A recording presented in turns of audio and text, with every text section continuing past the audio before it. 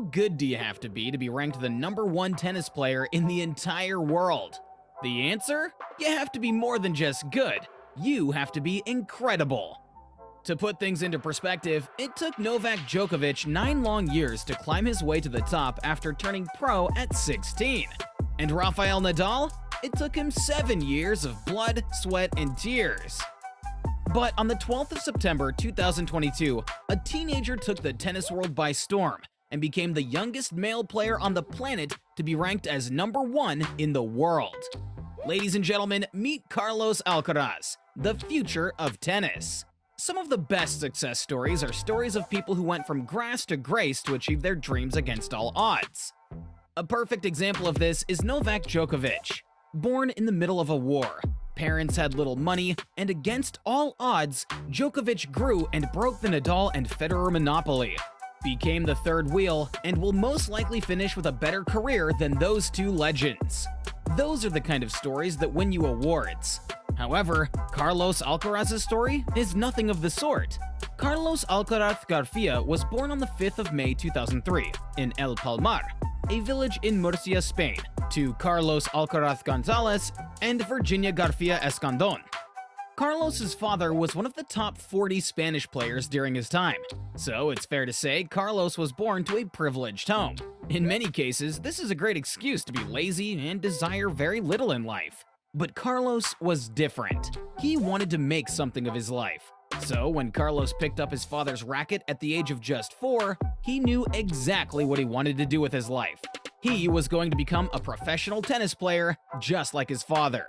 His father, Carlos, who'd given his name to his son, couldn't be any more proud.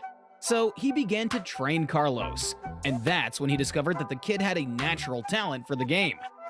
So while other kids were still trying to figure out how to tie their shoelaces, Carlos's father enrolled him into the Real Sociedad Club de Campo de Murcia at the age of just 4. But that was just the beginning for the young Spaniard. When Carlos turned 12, his father hired an agent to represent him as he kicked off his professional career. 3 years later, Carlos was making his way to one of the best tennis academies in Spain, the Juan Carlos Sports Academy, where he began playing professionally and appearing in competitions like the ITF Junior Circuit. As a junior player, Carlos quickly made a name for himself after winning 2 titles on the ITF Junior Circuit. In 2018, the young champ won his first ITF Junior title in Benicarlo, before following that up with another ITF Junior title in 2019 in Vienna, Spain. Later, in 2019, the Spaniard won 3 more ITF titles, which catapulted him to the ATP Challenger Tour, where he claimed another 4 titles and finished the year in the top 500 world ranking. And all of this was before Carlos could even drive. Due to his incredible performance the previous year, Carlos was awarded a wild card into the Rio Open, an ATP 500 event in Brazil in February of 2020. In the first round of the Rio Open, Carlos faced off against Albert Ramos, who was ranked number 41 at the time. And guess what? Carlos won! Although he eventually lost in round 2 against Federico Coria, young Alcaraz had proved that he had what it takes to compete with the big dogs. Carlos continued to impress in 2020, winning 3 out of his 4 ATP Challenger final appearances and went from a world ranking of number 492 to number 136 thanks to his performance. That same year, he was also awarded the ATP Newcomer of the Year. Unfortunately, the pandemic came and slowed things down for a while, not just for the Spanish player, but the entire sports world. The bright side was that it gave Carlos more time to prepare rigorously for the year ahead of him. After tension from COVID-19 significantly reduced in 2021, things in the tennis world began to slowly return to normal. For Carlos, his steady improvement had earned him another wildcard to participate in the Australian Open. Aged just 17 at the time, Carlos became the youngest player to participate in the competition since Novak Djokovic in 2005. The Spaniard would go on to win his Grand Slam debut, defeating a fellow qualifier in the first round, Botic van de Zandschulp. However, the 17-year-old unfortunately fell short in the second round to Mikael Ymer. This was the second time Carlos was getting schooled in the second round of a big competition, and he felt really disappointed with himself. But rather than allow these feelings to weigh him down, Carlos set his eyes on something that would change his career forever: to become the #1 player in the world. But first, Carlos needed to get into his rhythm. So, he participated at the Challenger tournament in Oreos, which he comfortably won. After that, Carlos decided to give the French Open a shot. As expected, the French Open was extremely difficult, but Carlos fought his way till the 3rd round, where he eventually lost to Jan Leonard. Carlos was yet again disappointed. Was this how it was always going to be? Despite feeling down, Carlos knew that all he could do was go again and again. That was his plan. So, when Carlos qualified for the Croatia Open later that year, he promised himself he was not going to be packing his things after the 2nd or 3rd round. The competition began, and Carlos defeated all of his opponents one by one and eventually made it to the finals, where he faced Richard Gasquet, who was ranked world number 56 at the time. Stepping out onto the court with so much confidence, Carlos was ready to take on one of the most seasoned ATP Tour players. Gasquet had lots of experience on his side, but Carlos didn't feel intimidated. All the young Spaniard wanted was to smell Gasquet's defeat and add another title to the bag. The match began, and Alcaraz wasted no time in showing Gasquet who was the boss on the court. Every shot he made was hit with such incredible precision and power that Gasquet just couldn't keep up. It was like watching a game between a man and a boy. Carlos tore Gasquet apart, winning the match in straight sets 6-2, 6-2, while also cementing his place in tennis history as the youngest player to win an ATP title since Kei Nishikori in 2008. But Carlos wasn't done yet. He had his sights set on the 2021 US Open. In round 3 of the 2021 US Open, Carlos faced off against Stefanos Tsitsipas, the world #3.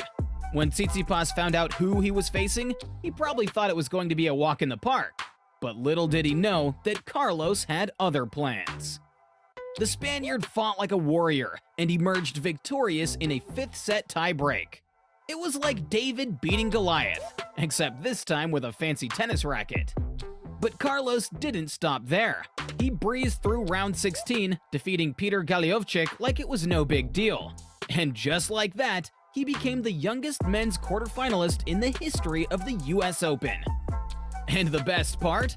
He ended the year at number 32, climbing the ranking ladder by over 100 in less than a year. And if you don't think that that's impressive enough to consider Carlos as one of the best players in the world, what he did in 2022 is something the world will never forget. At the 2022 Australian Open, Carlos faced Matteo Berrettini in a match that went down to the wire. He unfortunately lost in a 5th-set tiebreak, but not before giving Berrettini a run for his money. Merely a month after his heartbreak at the Australian Open, he charged into the Rio Open like a bull at a rodeo, played against Diego Schwartzman in the final, and let's just say it was a bit of a one-sided affair. Schwartzman didn't even stand a chance. This win made Alcaraz the youngest player to win an ATP 500 tournament since the category was introduced in 2009. In March, he charged into the Indian Wells like a bull on steroids, trampling over the likes of Cameron Ari and making it all the way to the semifinals, where he faced off against his childhood hero, Rafael Nadal. Carlos did lose the match, but it was a dream come true for the Spaniard. Now, if you thought Carlos was done making waves, then you should think again, because just 2 weeks after his semifinal loss to Nadal, he stormed into the Miami Open, and this time, nothing was going to stand in his way. When Carlos faced off against Casper Ruud in the Miami Open final, it was instantly clear that Carlos was playing in a league of his own. His shots were precise and powerful, leaving Ruud scrambling to keep up. And when the match was over, Carlos made history again as the youngest men's champion in the tournament's history and the only Spaniard to ever win the tournament in its 37-year history. Just 1 day after blowing out the candles on his 19th birthday cake, Alcaraz went on a wild rampage at the Madrid Open. First up, he took down Rafael Nadal in the quarterfinals, becoming the first teenager to ever beat the clay court legend. And like that wasn't crazy enough, he went ahead and toppled the world number 1, Novak Djokovic, in the semifinals the very next day. At this rate, it was clear that Carlos was a terror on the court. But he didn't stop there. He faced off against the reigning champion and world number 3, Alexander Zverev, in the finals, and became the youngest champion in tournament history to win the Madrid Open, a record that boosted his ranking to number 6 in the world. In less than 4 months, Carlos made it to the finals of the US Open and trashed Casper Ruud in the finals. And with that, the 19-year-old became the youngest male player to be ranked number 1 in history. Now that's what we call a living legend. Unfortunately, the Spaniard lost his number 1 spot to Djokovic in January due to a hamstring injury. But hey, despite the injury, the 19-year-old is still ranked number 2 in the world. And honestly, we wouldn't be surprised if he takes back his throne very soon. So there you have it, folks. This young Spaniard's story is proof that age is just a number when it comes to being a winner. Don't forget to like, share, and subscribe to learn more interesting things about your favorite tennis players.